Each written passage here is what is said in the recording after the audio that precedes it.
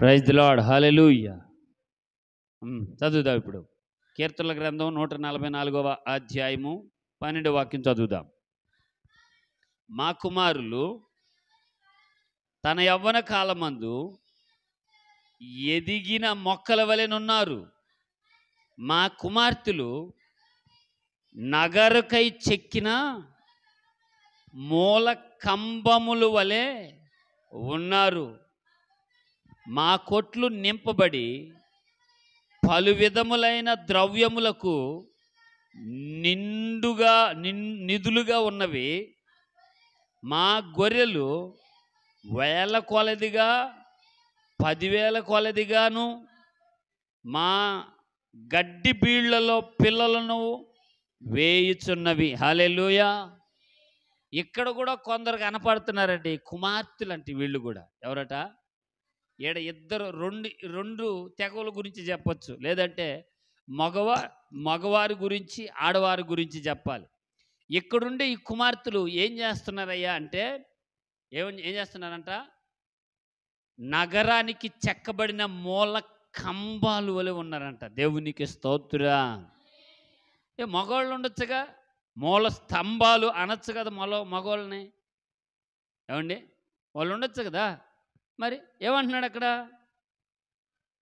మా కుమార్తెలు నగరమునకు చెక్కబడిన మూల కంబాలు వలె ఉన్నారు. మా కొట్లు నిధులను నిండి ద్రవ్యములతో నింపబడుతున్న పలు విధములైన. అసలు ఎలా ఉన్నారు తెలుసా వీళ్ళు? ఓ అద్భుతం. నేను చెప్తూ ఉంటాను, మీ కుటుంబాలలో కూడా కలెక్టర్లు ఉండాలి. ఆమె సంఘ బిడ్డలలో నుంచి రావాలి వాళ్ళు. ఆ తెగ ఎప్పుడు లేపబడుతుంది? యెహోవా యందు భయభక్తులు కలిగి ప్రార్థించుట వలన. స్తోత్రం. మూల కంబాల్లాగా ఉన్నారట నగరానికి. మీకు తెలుసా, సొలొమోను రాజు మందిరం కట్టించాడు మలిచిన రాళ్లతో. ఐగుప్తు దేశంలో మోషే గోషోను కోటను కట్టాడు అద్భుతంగా. ఇలాగా ఆత్మీయ నగరాన్ని కడుతున్నప్పుడు ఆడవాళ్ళంట మూల కంబాలు వలె ఉండాలట. స్తోత్రం, హల్లెలూయా. ఈడ మరొక మాట ఏంటి తెలుసా? మా యవ్వన కుమారులు అని రాశాడు. ఏమనట? యవ్వన కుమారులు. ఈ మాట చెప్పుకోదగిన మాట. ఇది కూడా ఏం తక్కువైన మాట కాదు. ఏంటట? చెప్పుకోదగిన మాట. 127వ కీర్తన గ్రంథం 4వ వాక్యం చదవండి. ఆడ ఒక మాట ఉంది మగ పురుషుల గురించి. ఏమన్నాడు ఈడు మొదట్లో? మా కుమారులు తమ యవ్వన కాలమందు ఎదిగిన మొక్కల వలెనున్నారు అన్నాడు.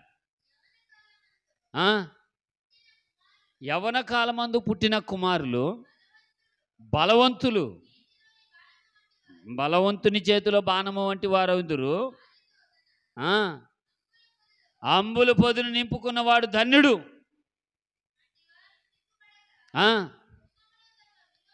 విరోధులతో వాదింతారు, వేద్యమాడతారంట శత్రువుతో. ప్రార్థనా బలం, ఏమండి, ఉపవాస బలం వాళ్ళల్లో కొట్టొచ్చినట్టు కనబడుతుందని చెప్తుంది వాక్యం. అందుకే అన్నారు, మా కుమారులు ఎదిగిన మొక్కలు వలె ఉన్నారట. స్తోత్రా. ఇంకా ఆడవాళ్ళు వస్తే పట్టణానికి వాళ్ళే నెంబర్ 1 స్థానంలో దేవుడు పెట్టాలని ఉన్నాడు. ఓ గొప్ప కృపతో నింపాలని ఉద్దేశించాడట. ఎవరిళ్ళు? కుమార్తెలు. స్తోత్రా. ఇంతకుముందు మనం చదువుకున్నాం వాళ్ళు ఎలాంటి వాళ్ళు? యోధా కుమార్తెలు ఆనందించేవారు. దేవుడు వీళ్ళని చూసి సంతోషిస్తాడట. ఏమే, ఈ జాబితాలో మీరు చేర్చబడి కృప పొందుదురుగాక. చక్కగా రాయబడింది ఆ మాట. ఏమని?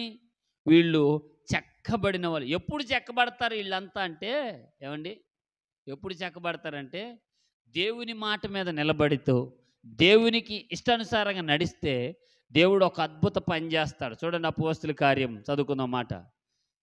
అపోస్తుల కార్యం 2వ అధ్యాయం 16-17 వాక్యాలు చదవండి. ఎప్పుడు వీళ్ళు సంతోషిస్తారు? దేవుడు ఎప్పుడు వీళ్ళని బట్టి ఆనందిస్తారంటే ఇదిగో ఈ పని చేసినాక.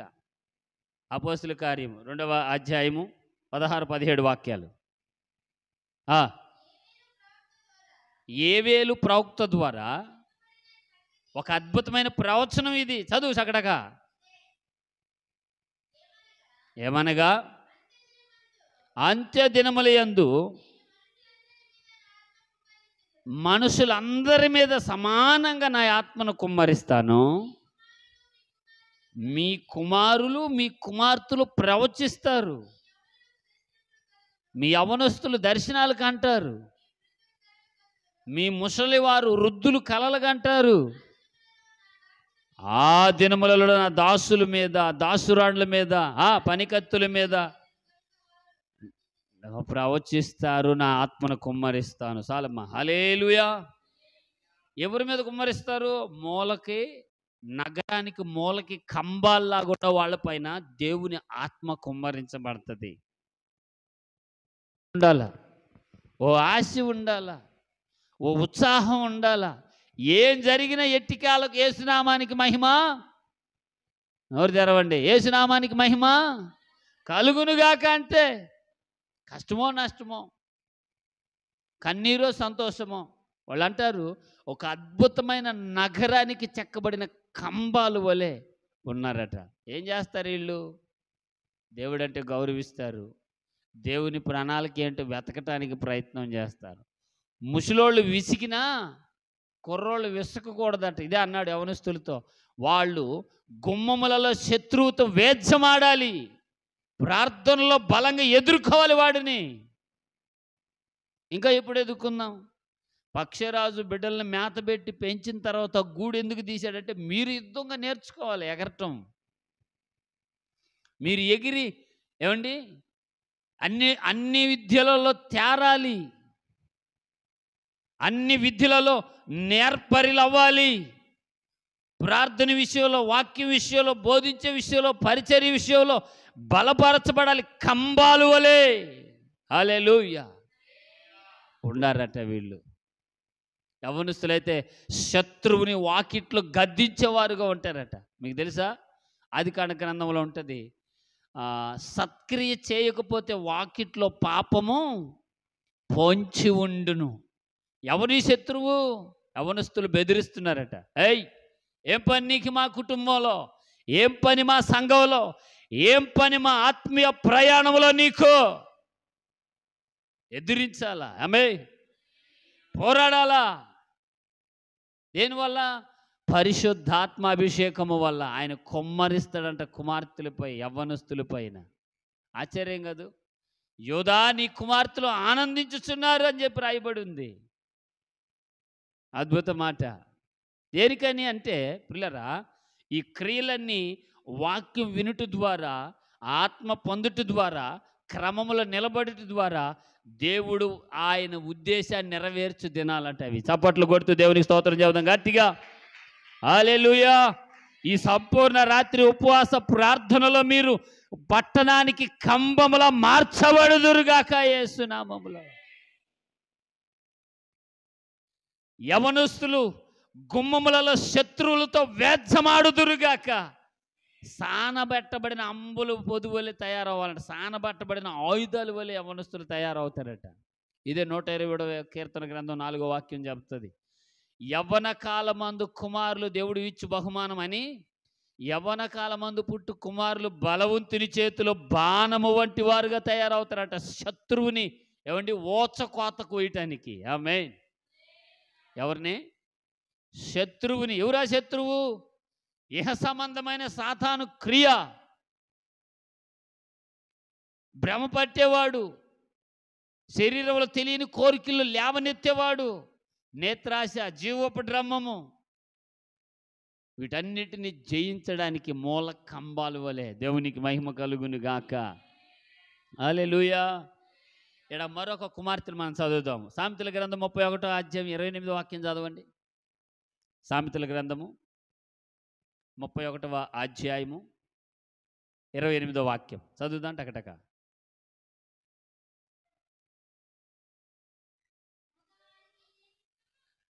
ముప్పై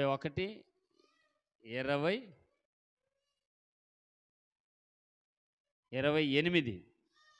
ఆమె కుమార్తెలు లేచి ఆమెను ధన్యురాలందురు, చాలామంది కుమార్తెలు ప్రతి ప్రతి వ్రత దినమును అనుసరించి నడుస్తున్నారు, కానీ వారందరూ నీవు మించిన దానవని ఆమె పెనిమిటి ఆమెను పొగిడెను అని రాయబడింది. నా సాయలు చూస్తే ఏనండి, ఇక్కడ చాలామంది వ్రతం చేసేవాళ్ళు ఉన్నారు కదా, చాలామంది భక్తిపరులే, చాలామంది దేవుడంటే ఆరాధించే వాళ్ళు, పొందుకున్న వాళ్ళే. కానీ ఇక్కడ అంటున్నాడు ఆయన, నీవు మంచి కుమార్తెవు, ఆమె నీవు ఘనమైన కుమార్తెవు, మూల కంబాల వలె మీరుంటారు అంటున్నాడు. ఆమె వాళ్ళందరూ కాదు, వాళ్ళందరూ ఒక ఎత్తు, ఋతు నీవు మాత్రం ఒక ఎత్తు అన్నాడు.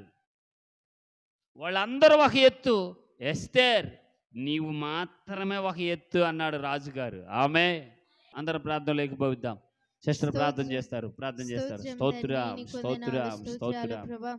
నీ దాసుని మరుగుపరిచి చక్కనైన మాటలతో మీరు మాట్లాడిన విధానమును బట్టి నీకు వందనాలు స్తోత్రాలు చెల్లిస్తున్నాం ప్రభా. అయ్యా, నగరానికి మూల స్తంభాలుగా మీరు ఉండాలని చక్కగా మీరు బయలుపరిచారు ప్రభా. నీ అడుగు జాడల్లో నడిచే భాగ్యమును మాకందరికి మీరు దయచేయండి అయ్యా. నీ కొరకై బ్రతికే వారిముగా ప్రభా, తల్లిదండ్రులు గౌరవించే వారిగా, నీ మాటకు లోబడే వారిముగా మేము ఉండటకు మీరు సహాయమును దయచేయండి అయ్యా. విని ఉన్న ప్రతి ఒక్కొక్క హృదయాలలో ఈ మాటలు ముద్రించే పని నీరు కట్టి ఫలింప చేయమని ప్రార్థిస్తున్నాం. ప్రతి ఒక్కొక్కరు శ్రద్ధ కలిగి నీ మాటల ద్వారానైనా ఒక మలుపులోనికి వాళ్ళ జీవితాన్ని మీరు నడిపించండి. ఈ మాటల ద్వారా వాళ్ళ జీవితాలను మీరు కట్టమని ప్రార్థిస్తున్నాం ప్రభా. వాళ్ళల్లో ఒక వైరాగ్యమును మీరు కలిగి చేయమని ప్రార్థిస్తున్నాం నా తండ్రి. ఈ ఆన్లైన్ ప్రేయర్లో మీరు చక్కగా మాట్లాడిన విధానమును బట్టి కూడా మీకు వందనాలు అయ్యా. ఎవరైతే ఎటువంటి తలంపుల ద్వారా ఉన్నారో అటువంటి తలంపులు కూడా మీరు ఎరిగి ఉన్నారు, అటు కృపను బట్టి కూడా మీకు వేలాది వందనాలు స్తోత్రాలు చెల్లిస్తున్నాం. ఇంతవరకు మీరు చెప్పబడిన ప్రతి మాట కూడా మా హృదయాలలో నీరు కట్టి ఫలింప చేయమని యేసు పరిశుద్ధమైన నామంలో ప్రార్థిస్తూ అడిగి వేడుతున్నాము పరమ తండ్రి. ఆమేన్.